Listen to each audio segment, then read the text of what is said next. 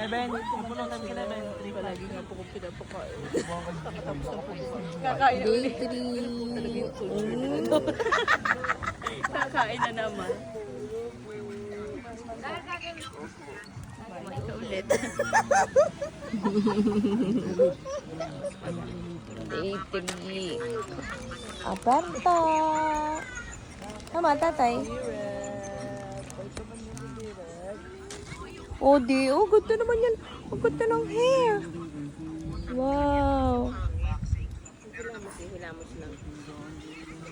Good morning, ba?